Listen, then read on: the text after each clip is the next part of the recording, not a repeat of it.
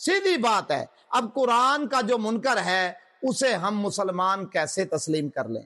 उसके बाद अबू अल्लोलो फिरोज मजूसी जो कि मुगीरा बिन शाबा रजी अल्लाह अन्हो का गुलाम था और ये मजूसी था जो मुसलमान नहीं है, और उसको आप पता नहीं क्या कुछ कहते रहते हैं और जो झूठ आप बोलते हैं, और उन झूठों के बाद फिर आप उसको रजी अल्लाह अन्हो कहते हैं, तो फिर यजीद का मसला तो फिर हल हो गया।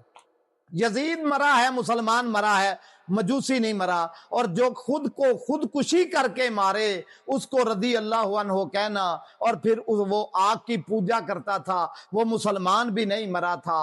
आपस के कोई भी मसाइल हैं, यजीद कम अज कम सैयदा ज़ैनब मुताहरा का जवाई था।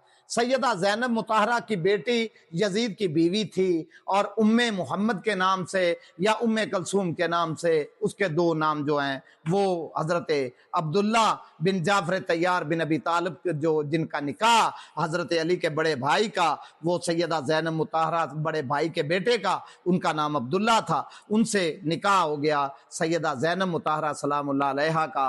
और उसके बाद उनमें से एक बेटी पैदा हुई, कोई उम्मे कलसूम कहता है, कोई उम्मे मोहम्मद कहता है। खैर जो भी है, इन दोनों नामों में जिस तरह से मर्जी आप ले लें, इसमें से यजीद के 3 बेटे पैदा हुए हैं। सबसे पहला बेटा माविया बिन यजीद, दूसरा बेटा खालिद बिन यजीद, तीसरा बेटा अब्दुल्ला बिन यजीद है, और ये सगी सास हैं यजीद की।